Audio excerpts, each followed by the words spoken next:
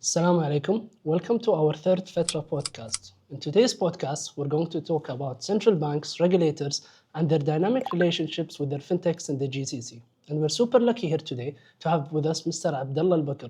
Welcome, Mr. Abdullah. Welcome, Khalid. Good evening. Co-hosting this episode with me, I also have my co-founder, Mshari Mnaykh. So I'll start off with letting Mr. Abdullah explain and tell us more about his experience in the regulatory framework in the GCC. So the floor is yours, Mr. Abdullah. Good evening, Khalid. Good evening, Mshari. Good evening. To be here with you. And also, it's an honor to be attending this podcast in English that I was really amazed to have it here in Kuwait to talk about fintechs, regulators, or technology, also combining that with law. So first of all, my name is Abdullah Al-Baker Khalid. I'm a lawyer since 2002. I'm specialized in business and commercial laws and investment, cross-borders investment and transaction. And recently, in the last 10 years, I was specialized in the fintech and investment in fintech and let's say startups, entrepreneur ecosystem. More now going the investment with the VCs and directing them to established startups and businesses, and also helping regulators putting the laws and finding the best place to implementing that with the ecosystem. It's a pleasure to have you, Mr. Abdullah. So the reason why we have Mr. Abdullah here is because he is a leading voice in the ecosystem of fintech, specifically in the GCC, and he's not committed to one jurisdiction only. His experience is vast across many jurisdictions in the GCC, and whatever he has to say today is definitely something valuable that we at Fatra totally evaluate and hold with high respect, and definitely it will be much added value for our viewers. So, Mr. Abdullah, if I may ask you the first question, general question about regulators in the GCC. What are they trying to protect when fintechs try to apply for a license? So many people see that the regulations in the GCC regarding financial technology companies, some central banks and some regulators, they try to protect certain aspects, but what are they trying to protect in general? Let's keep in mind, first of all, any regulator, it always will be seeing the scene in general. So it will not only be specified for the fintechs or the technology or the financial or the investment sides. It have to be seen on all outcomes and what are they impacting the economic of the country, let's say, or the region itself. So first of all, what they are protecting, they are not only protecting the economy of the country, they are protecting the regulation, they are protecting the fairness between the service providers that are there under their regulation, and they are protecting also the consumer. This is the main things that if we want to put them in one box, this is what the regulators are looking at. How we can provide tools that will provide fairness for each one of the players in this scene. And then they will come to the best practice that will be applied in this ecosystem that they have regulated and they have managed and overview on it. When we go and we put them in, let's say, in different categories, we have advanced. We have now playing on what is coming as a technology and investment. And third of all, that we have the, let's say, not end of the trail, but are looking to catch up with the innovation and the updates that's happening in the regulation across the same region. So if we have, or we are going to give an example, we are talking about, let's say, UAE, Central Bank of UAE, VARA, the FSA, FSRA. These regulators are applying and implementing new technologies, new regulation, creating new landscapes. And on the other side, they are trying to protect the consumers that are coming from different backgrounds. So they have consumers from Asia, consumers from the Europe, from the States, and the South of America. And then these consumers are, some of them individuals, some of them are corporate, some of them are investments, some of them are international companies or international corporates. So they have to create an ecosystem to protect all these players in their scene and to provide the best regulators and the best regulation that will be serving them in the best way, and also achieving their goals to have an advanced ecosystem, economic ecosystem. And when we go to the implementing on the spot regulators, we are talking, let's say, if I have an example, SAMA in Saudi, Center CMA in Saudi, that we can take them an example. They are implementing and getting the technology embedded in their regulation, and they have creating sandbox, but still not advanced as the UAE from my point of view. And then we have, and we can add also Bahrain central bank and Bahrain financial, or let's say business bay, and the regulation. And then later on we have the, let's say, Kuwaiti or maybe Qatari, Omani central banks and regulators, same age, that are looking to apply some of the, let's say, current regulation in a digital way, but not more advanced, because they are trying to protect the economic ecosystem, or the economic ecosystem of the country itself. So they're being more conservative on applying new technologies and new advanced methods or tools in the region, or in the ecosystem. Perfect. If you mentioned new technology, so from what you are seeing today, how are let's say, the regulators viewing Web3 or tokenization? Are they viewing it as sort of a threat, or sort of something that they are looking at more closely and want to, incubate it and better use of it? Certainly not a threat, because let's say if we are going to check for every regulator in the region, most of them are already have been applying or incubating that technology. I'm specific with the Web3 or with the tokenization or using cryptocurrencies, blockchain, any of that. And some of them are still in between until they figure how they will present it to their economy. And the others are, like we said, more conservative and adding more or presenting more technology, because the ecosystem from their point of view is not ready for that technology. And we have to be fair, not all technology is free of risk. So always they are, and some regulators from what I have seen are looking for what is the best practice that happened in that country. We needed to bring it here, and we need it's more safe, more advanced for the consumer, for the economy. So we cannot make it. We cannot utilize any technology that comes, because we don't know the risk or what are the outcomes, that we cannot control it.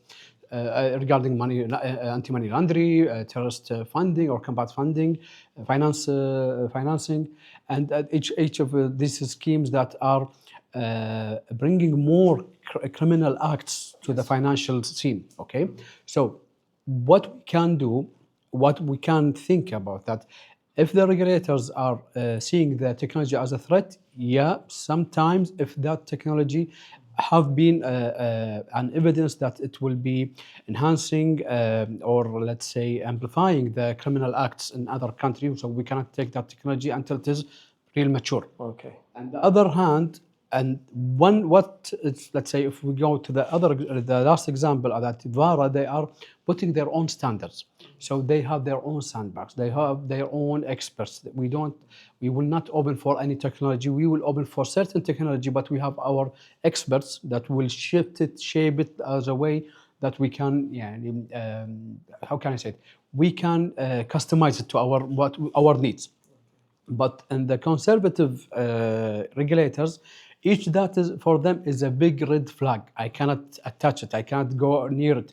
Let it be matured in other let's say region, and come back to us.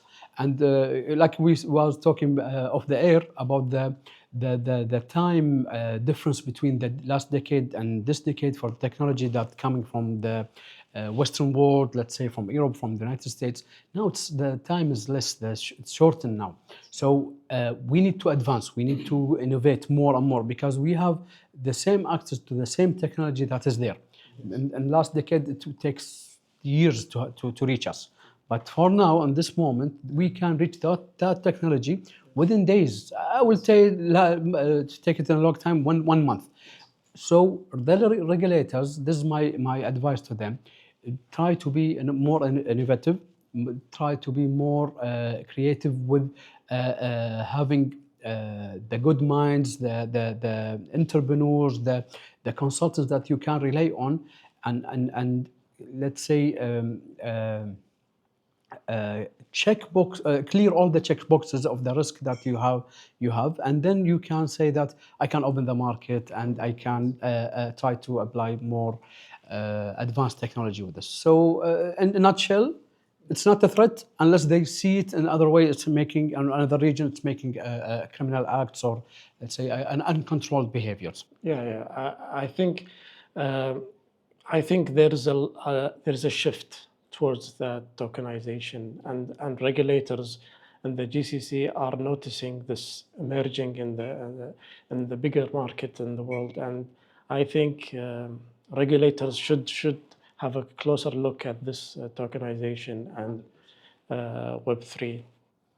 Yeah. Also, if I can add, there's not only the Web3 and the tokenization. It's a must now in this world, in this era.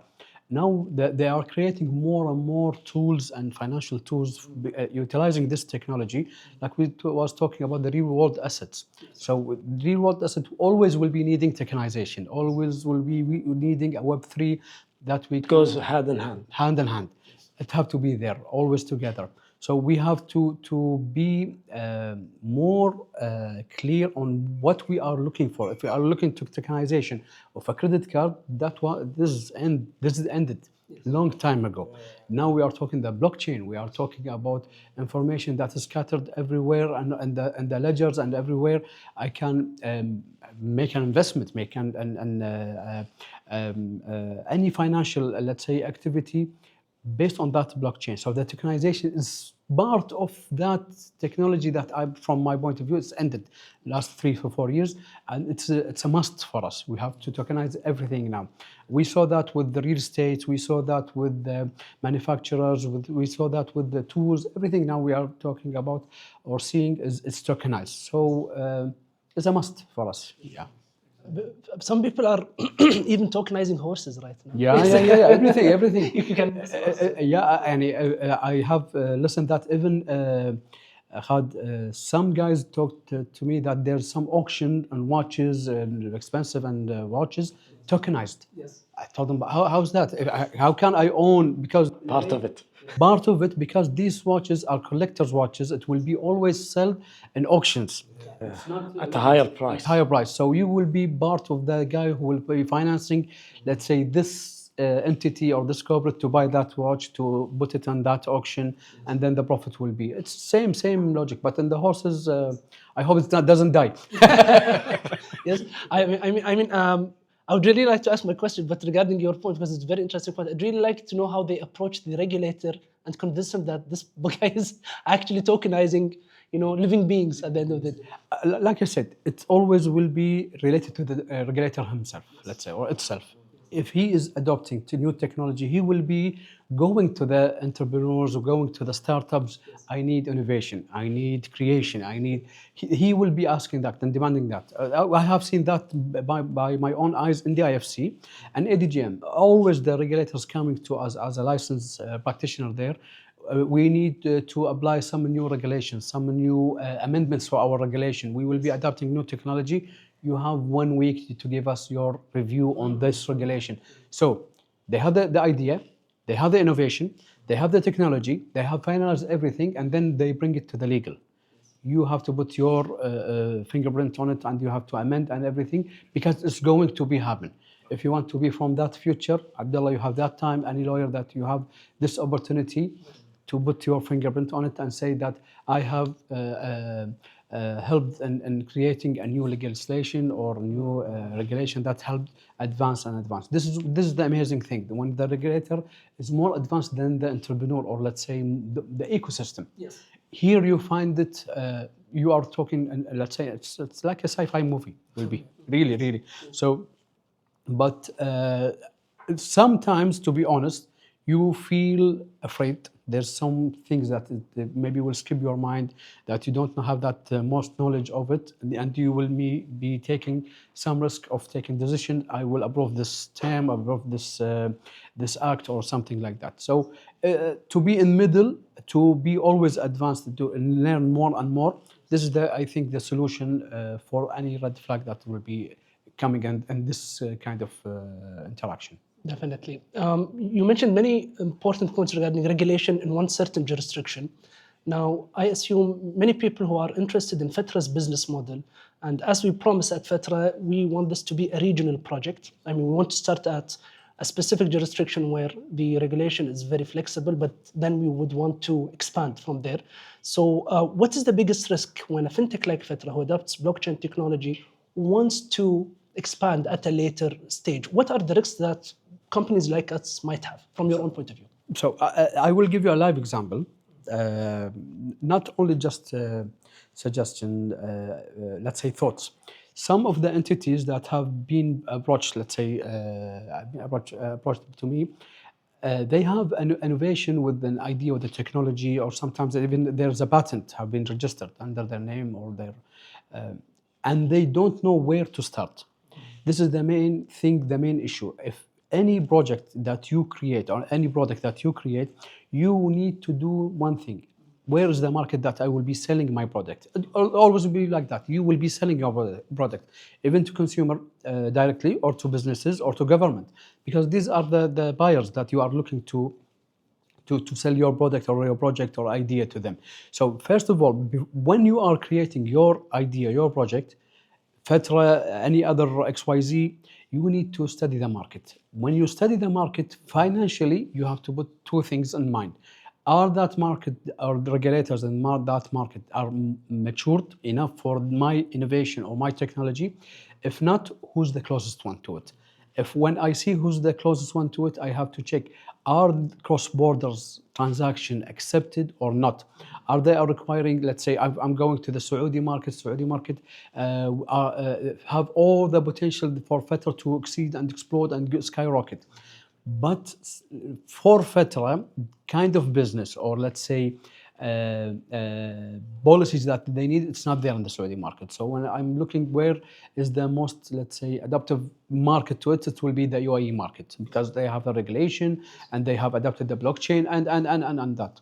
But maybe because there are some unhidden more in the economics to have the headquarter in Saudi or have the headquarter in Emirates, because in Saudi I'm talking about data, I'm talking about prohibition to migrate the data from country to country, and it will be localized. And they have the same thing in Emirates, and each one of them, they have big penalties if I violate that. So I need to adapt where I will be putting my technology, where I will be putting my license. Then I say, as an advice, don't do it in Emirates, do it in a free zone. That free zone, in some day, that will be a holding company, and then you will establish a commercial activity company. There's some structures, there are too many answers, but you need to figure out, how do I do business? What is the best market to sell? Where is the nearest market, or if it's not the same, to legalize? How I can do that safely? And this is the main three things you need to figure out before going to market or launching your product. It's a hard thing to do it in the region here, I know. Especially when you have one leading country and the others, let's say, is following up. But you can do it the opposite way. I can go to Far East Asia and establish there, and have a connection between them and the GCC countries. That is there. One of the things that maybe I can share it as an advice for you guys and for the listeners and the viewers, there's annually a Bridge Summit event that happens between Asia and UAE. And that event, they always bring the regulators, the innovators, the investors, how to bridge between the two worlds. So they will be discussing something. One of the topics last year, or I think the year before, was about the blockchain, and that is already utilized and already matured in the South Asia, in that region. So this is one thing that maybe it will be giving you a look, and your viewers also, that how we can have a secure business, or how we can secure the operation and the investors, and even if not in the GCC, we can do it in another region that will be helping us in the future. Yes. Khalid, what usually help regulators build their confidence in your project when concerning with Web3? What makes them feel more relaxed that they can sit down on the same table and see how can they help us, you know? I have seen this question when you sent it to me, Mshari and Khalid, before, and I was like, I have an idea. It's an amazing question. If you want to put it with a bold topic, how we boost, I'll scream it if you want. how to boost our business, let's say, or something is related to tokenization, the blockchain, or Web3. Okay. First of all, you have to sit with them. This is main thing. You have always to sit with them, to be clear with them. Regulators have too many tasks to tackle every day, every hour. Being part of that ecosystem, of that task, and doing the homework for that regulator and putting the policies that I will be working in this way, and that way will be interacting with that consumer, with that government, with that businesses. It will make it easy for them to trust you, first of all. Second thing, you have to build the policies with them. Most of the regulators, if they don't have a policy, it's clear or written, you have to do that also for them. And that policy needed to be tested other place. This is what from my own experience. So let's say, if you are talking about the open banking policy, let's say, that is based on the blockchain. If you are going to the Central Bank of Kuwait, you will not find a direct policy for the open banking until this moment. There's a draft, first of draft to be issued, but most of it will be similar to what happened in UAE, what happened in Bahrain, and Saudi.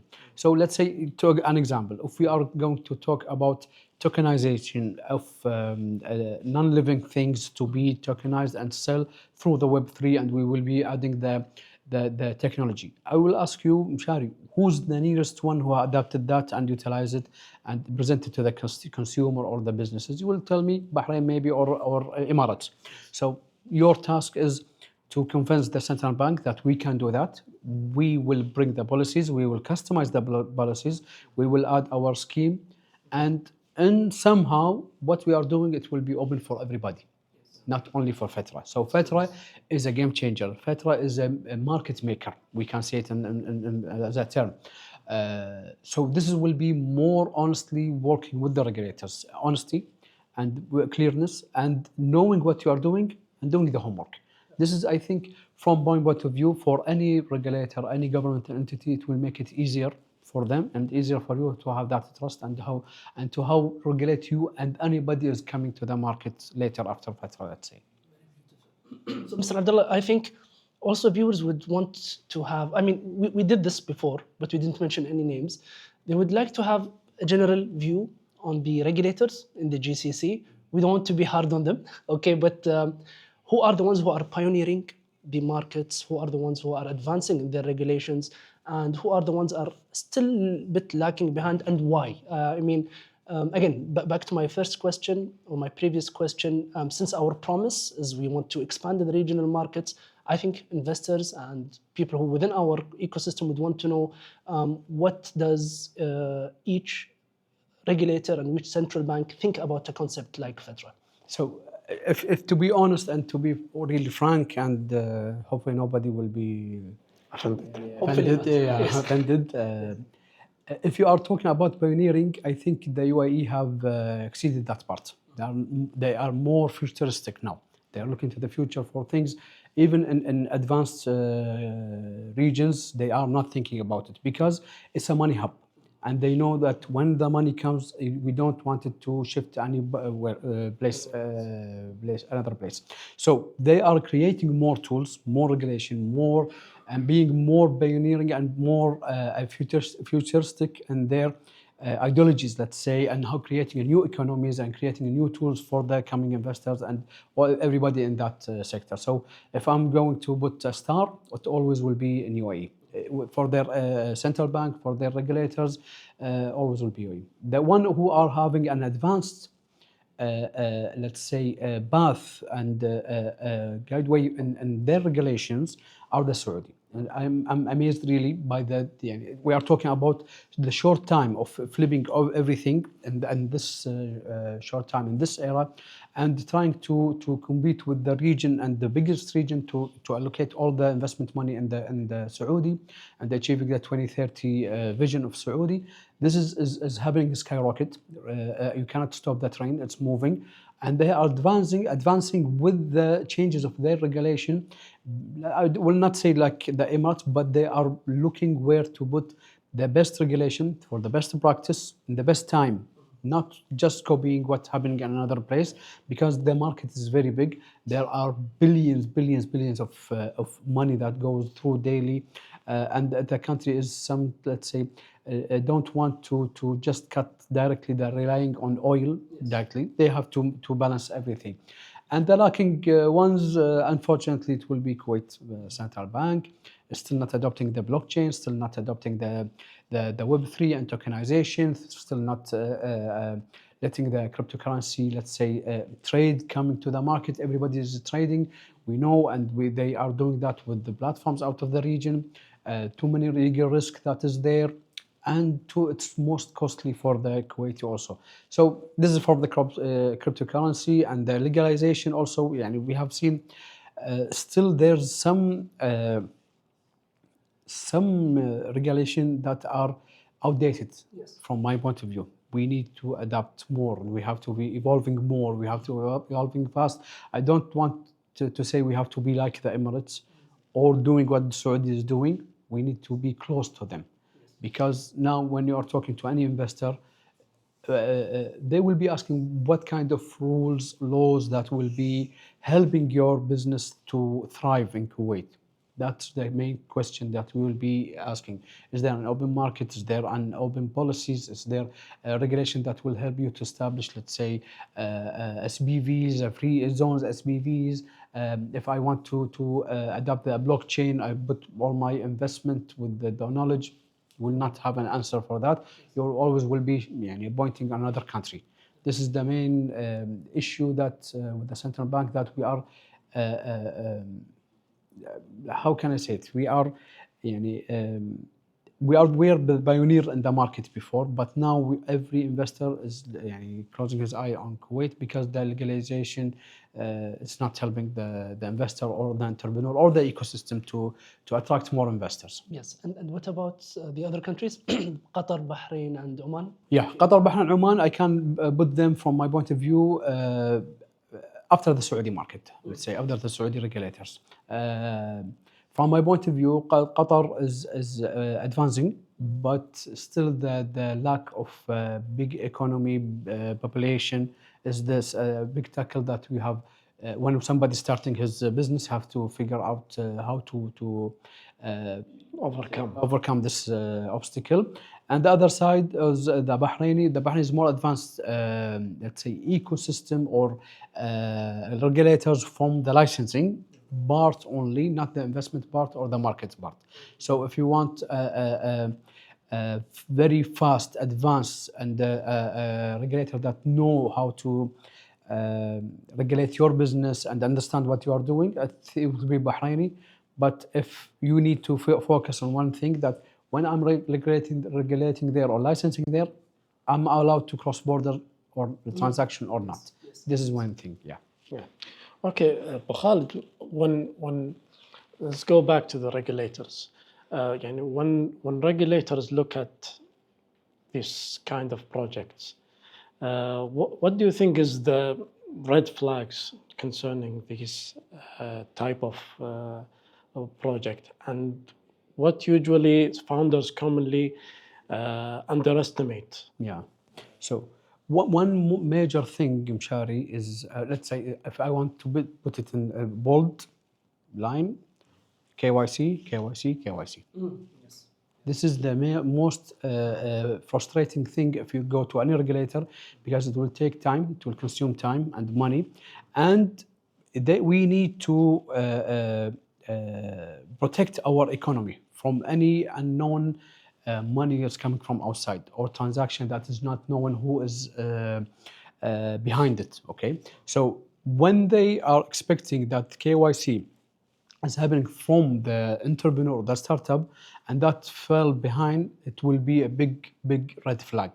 That's something that a money laundering action came to the market. We didn't protect it, so you can just imagine how that will be affecting them and their reputation inside the country or outside the country.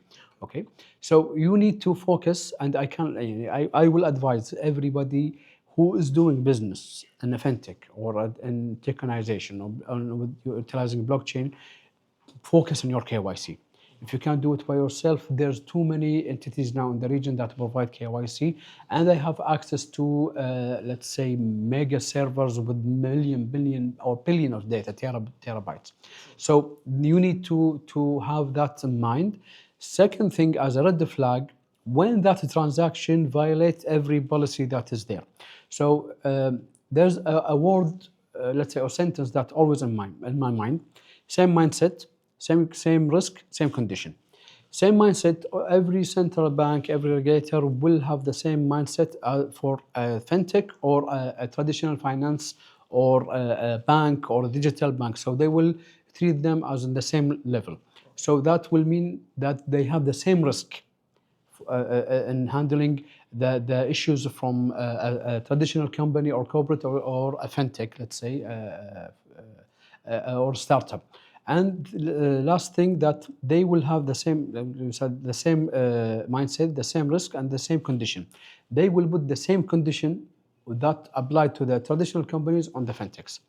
This will harden everything and make it a rough day for the fintechs. Okay, if you understand where the mindset is coming from, what are the risks that are expected, you will find how to, I will not say how to maneuver the conditions, but to apply the easiest way of policies that will help the central banks, that help the regulators to minimize the condition that will be applied to that fintech. So you need to understand that. This is one thing. The second thing, the red flags, that when you are expecting that the central banks, the regulators, will be moving as fast as you. And that will not happen, because even if you are working with the private banks, with the private entities, they are very slow, comparing it to a fintech or, let's say, startup. And the governmental sector is more slower. And they have more, let's say, tasks they have to achieve by day, by month, by quarter, by annual. That is different from any other private, because they are not looking to gain more money. They need to set everything and make the ecosystem stable, let's say. So you have different, let's say, different point of view from both sides. I want to make an advanced technology.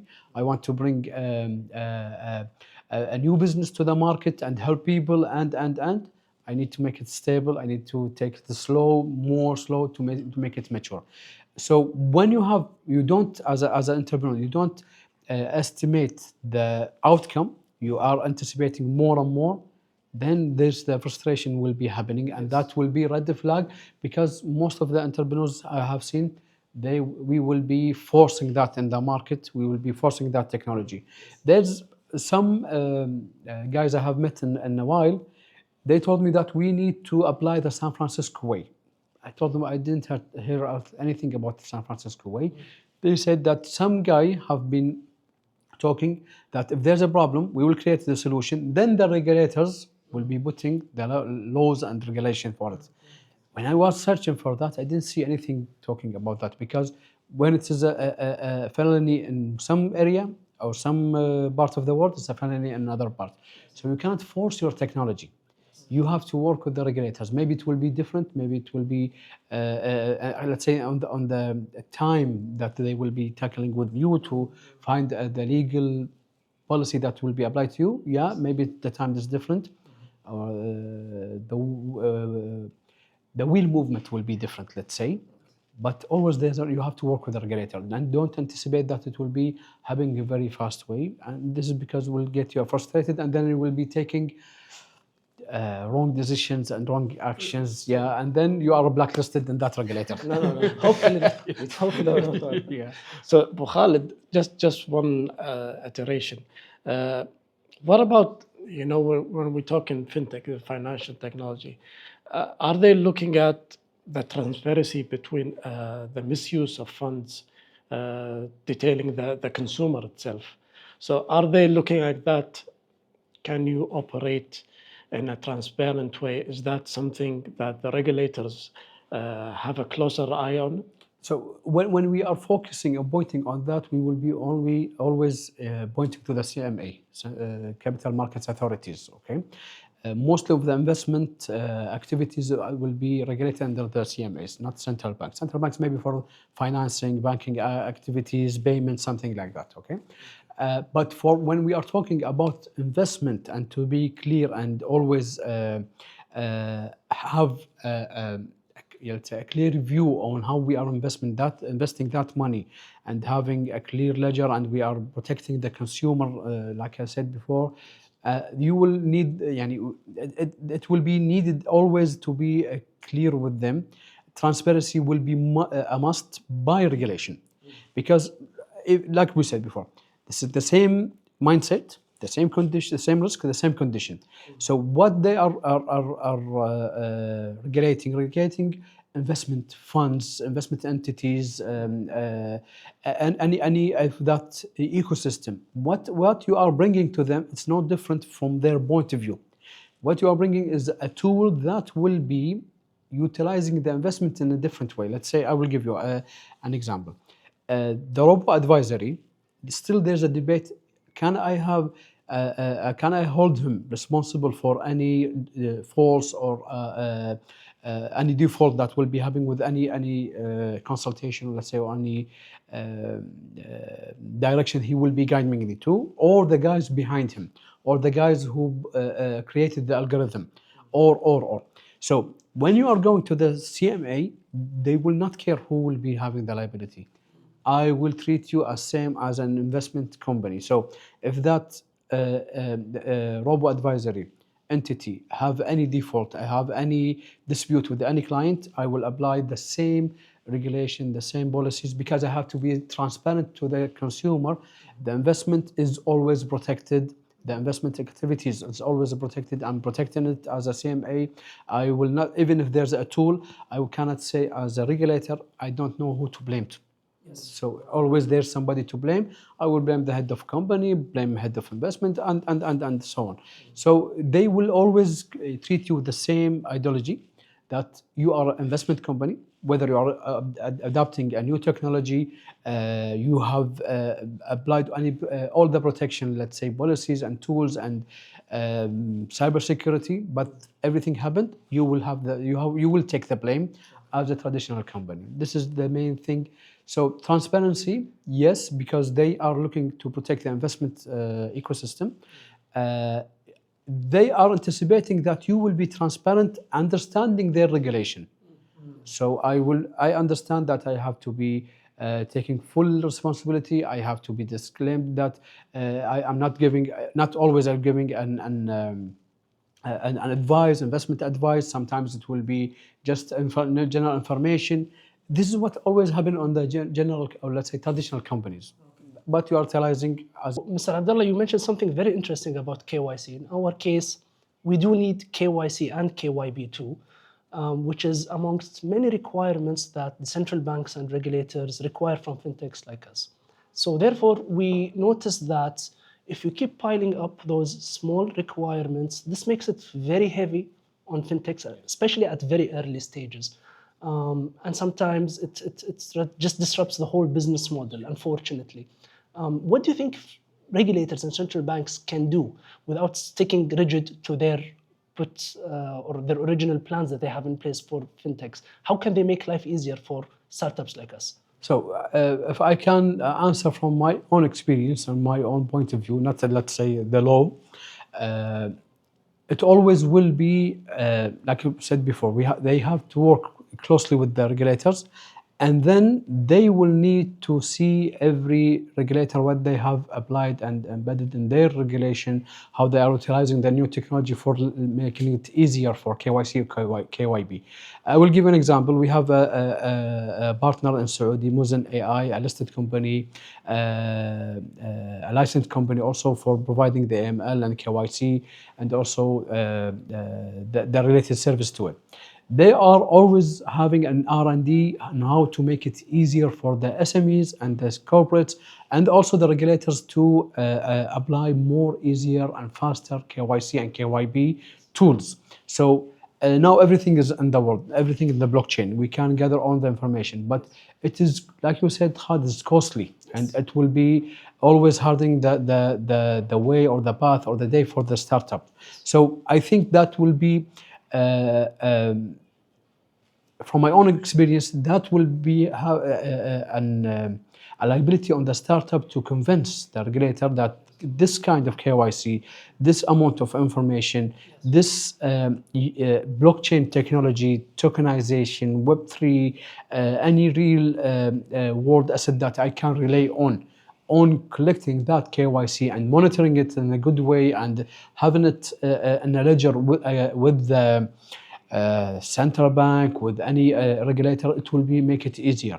Always you have to work it closely with the regulator. There's no direct, no correct, no white black ways. You have to figure it out. But as an experience, you have to do it closely with the regulators, because what I have saw before, trying to do something and the regulators behind it will be more difficult for you. You will not earn their trust, like we said. Second thing, it will maybe have amplification that will get you back to the Stone Ages. You will have to do it again and again and again, and it will be always costly for you, for your customers. So, and you need to know what kind of, or let's say, the specific information that you need to gather from your customers, clients, you can name them, that it will be sufficient for you to provide it to the regulator.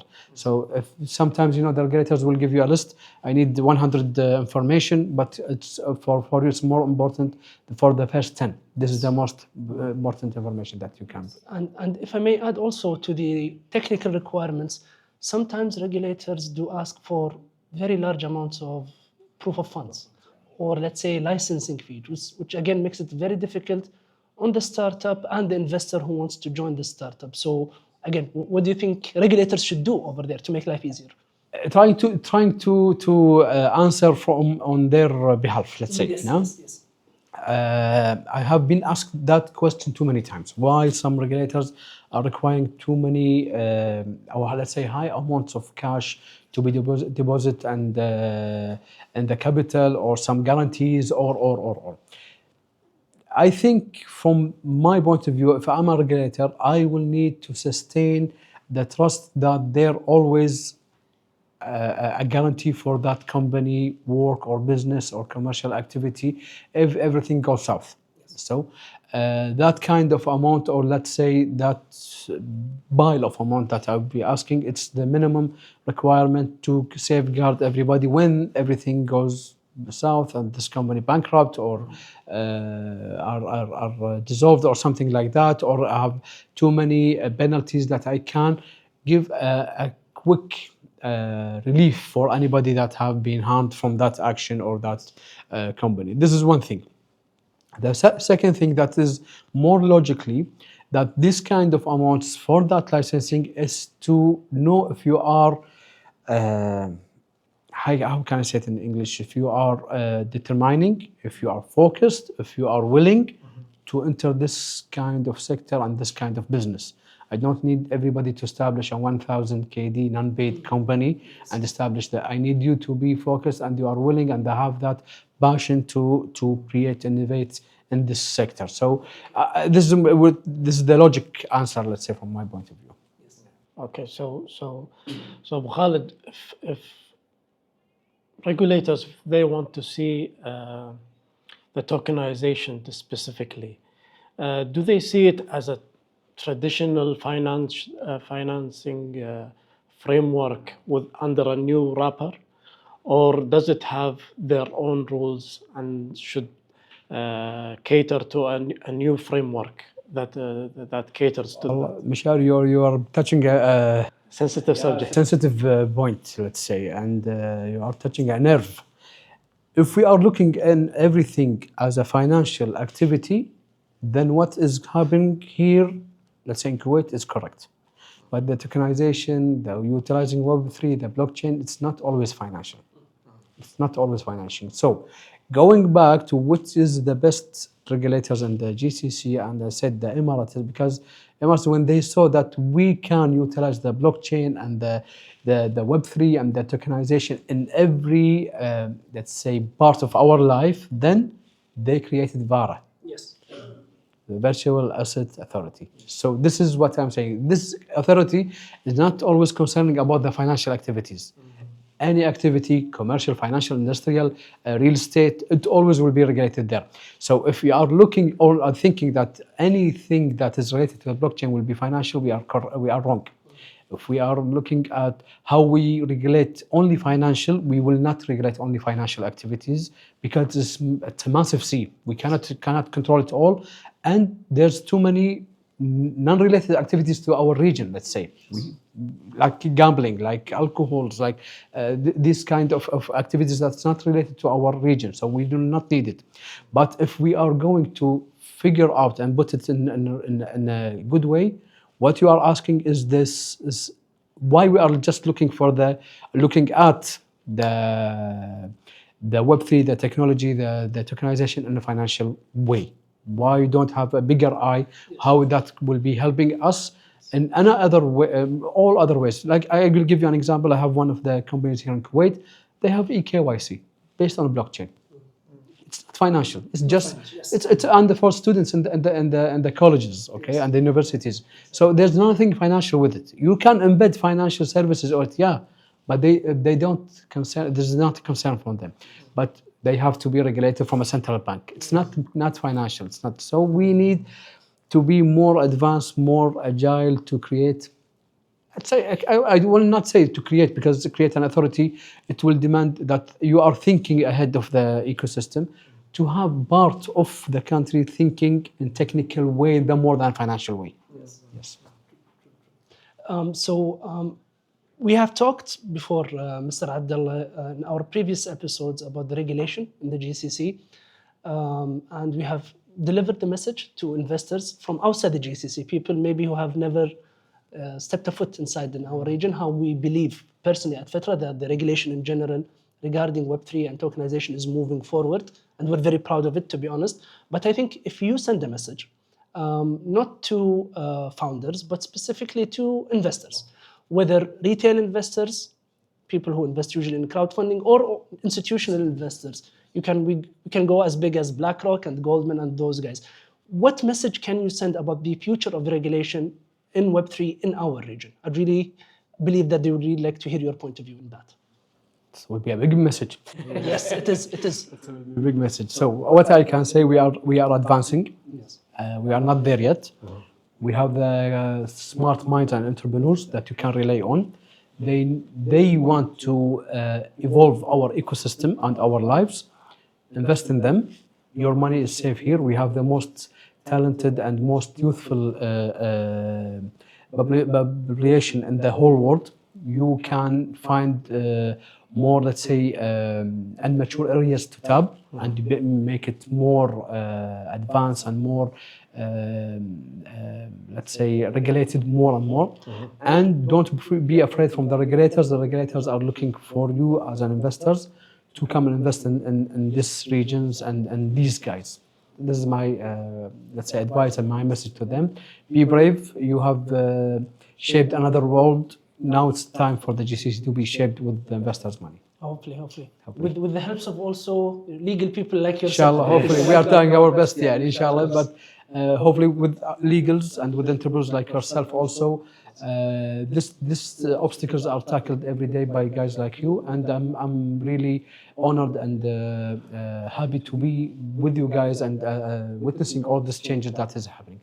And my kids are off the line, of the air, and inshallah, hopefully they will be sitting with you in the future, as you are as their mentor to change their future. Hopefully they do better. Inshallah, hopefully. We are honored to have you, Abu Khalid, and hopefully this is not the last episode, and hope you all the best. Thank you very much. Will you too, guys? It's a pleasure, Mr. Abdullah. I think you gave a very wonderful insight to whoever is wondering about what is the regulation and what is happening in the GCC. So again, it's a pleasure to have you. It's a pleasure all mine. Thank you, guys. All the best. Thank you. So Thank you guys for witnessing our third Fatra episode talking about regulation. Hopefully we can meet you next week with our next episodes. Assalamu alaikum. Thank you.